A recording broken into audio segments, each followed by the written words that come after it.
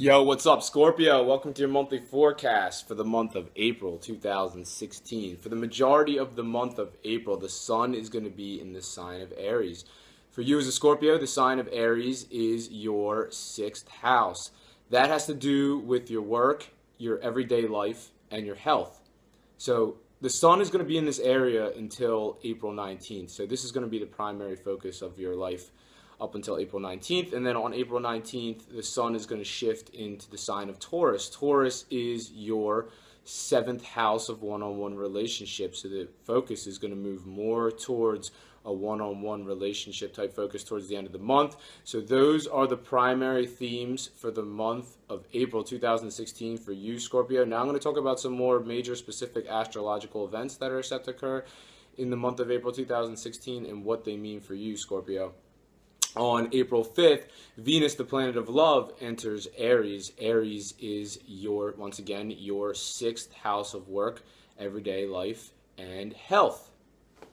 And this is a really great influence. It's going to be there until Venus is going to be in this area until April 29th. So it's going to be transiting Aries, your sixth house of work, everyday life, and health for pretty much the entire month of April. And wherever Venus goes, it really brings the love. So, I mean, you could be really feeling the love in the month of April in your work situation and in your daily life situation. And, like, in the gym, or it has to do with your health, too, in the gym. Not even in the gym. Maybe you don't even go to the gym. Maybe you're somebody that likes to jog outside. I mean, anything that's like health, it could be in the gym, it could be jogging outside, it could be, cycling, like whatever you like to do for to stay healthy. This Venus could really benefit that, and it's going to be there all month doing it. On April 5th, the same day, Mercury, the planet of communication, enters Taurus, your seventh house of one-on-one relationships. So there's going to be a lot of conversations throughout the month of April regarding your one-on-one relationships. And what's interesting about this Mercury transit is that on April 28th, Mercury actually does what's called a retrograde, and everybody knows what a retrograde is. Well, they think it's like when the planet goes backwards, but really the planet it's not really going backwards, but it just looks like it is, because actually when Mercury goes retrograde, or when any planet goes retrograde, basically what it is the speed of the Earth moving faster at that point than the planet that's retrograding. So I guess during a Mercury retrograde, if you were to look at Mercury through a telescope, maybe it would look like it's going backwards. But what does the astrology mean for this? So it's in your seventh house of one-on-one relationships, and then on April 28th, it's going to start this retrograde. And it's going to be retrograding until May 22nd. So from April 28th to May 22nd, there could be some like hang-ups in your conversations, in your one-on-one relationships. There could be some like communication challenges maybe in your one-on-one relationships while Mercury is retrograding from April 28th to May 22nd. And it also brings up, I guess it would bring up maybe like things that you've talked about before in the past in your relationships. So that's something you're going to want to keep in mind during that time. On April 7th, there's a new moon in Aries. Once again, Aries, your seventh house of one-on-one relationship. I'm sorry. Your sixth house, April 7th, there's a new moon in Aries in your sixth house of work, daily life, and health. So what does this suggest? So the new moon in this area is going to bring all new things coming down the pike for you regarding your work. It's going to bring all new things regarding your daily life and your health. And a new moon is like a trigger, so it sets off all these events. And the following 6 months later, there's a full moon in the same area, and that's the culminating point where, whatever's building for those 6 months is going to come to fruition. So look out for that after April 7th. New things about your work coming down the pike, new things about your daily life, and new things about your health. On April 12th, Venus in Aries, your sixth house of work, daily life, and health, now making a positive angle with Mars, the planet of power and ambition, in Sagittarius. And Sagittarius is your second house of money. This is a great influence for your professional situation, Scorpio. You may get a raise on this day. If you don't get a raise, it's just going to be a really great work day, or there's just some kind of process that's going to be in motion on the 12th, or following that event that's gonna just really like, it's just gonna be great for your career, and could lead to more money in the future. On April 17th, Mars once again is the planet of ambition and is in Sagittarius, your second house of money. And now Mars is gonna start doing a retrograde. So now we got another planet going retrograde in April, and Mars tends to get irritated when it goes retrograde. So there may be some things that crop up regarding your money that may irritate you.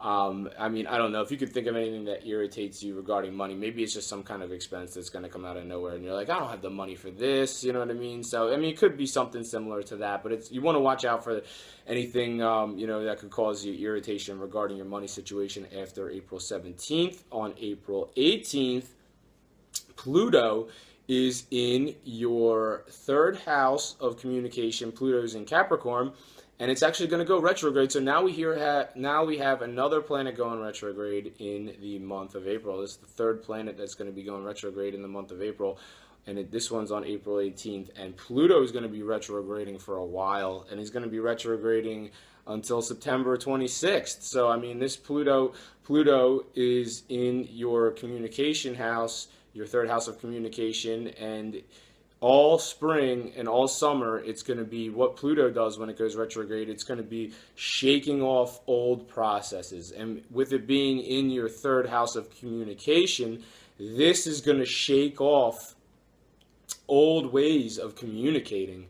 So, I mean, if there's, a certain way that you've always been communicating and it's becoming outdated, Pluto is going to help to do this, because once Pluto's finished its retrograde on September 26th and begins to move forward, that's going to pave the way for new ways of communication to come into your life. So something to be pretty excited about with that. On April 19th, Venus, the planet of love and beauty, is in Aries.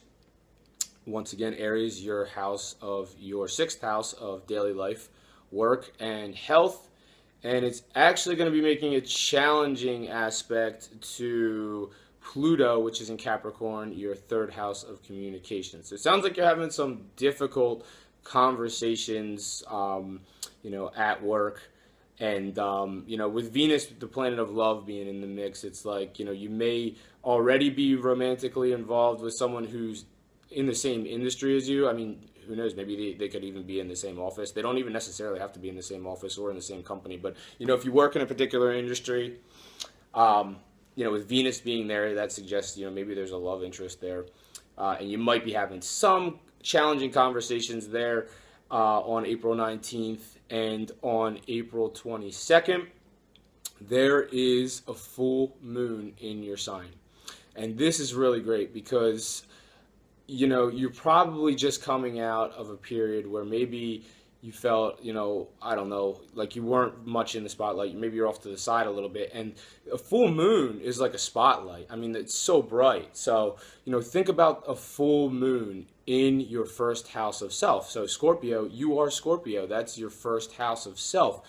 And the full moon is going to happen on April 22nd. And what that's going to do, it's going to shine its light on you. So it's like a big spotlight shining its light on you, and you take center stage. So, maybe if you were just in a period where maybe you've been off to the side or, not really, up front, now all of a sudden after the full moon hits on April 22nd, now you're taking center stage. So I think this is a really great thing for you, Scorpio, and I think you're really going to enjoy it. And on the same day, Venus is in Aries, once again, your sixth house of work, daily life, and health. And it's actually making what's called a conjunction to the planet Uranus, which is also in Aries, the same area. And, that a conjunction is when the planets are aligning, and they're aligning in the same area. And this is really positive. And with, Uranus is the planet of serendipity. Uranus is the planet of random events occurring. So this suggests that maybe on April 22nd, something really, positive out of nowhere could come up regarding your work situation. And, with Venus being there, Venus is the planet of love. And once again, if you have a significant other or a love interest, either working in the same office with you, or if they're not in the same office and not in the same company, maybe they're in the same industry as you, maybe this could lead to something, kind of just coming up all of a sudden randomly on the 22nd between you and your significant other. It could even be like a romantic encounter. But it could just be something that's really positive regarding your work too. But I think that's all I have for you this month, Scorpio. So thank you very much for watching this video. If you've enjoyed it, make sure to subscribe and like, and I'll see you next month. Take care. Bye-bye.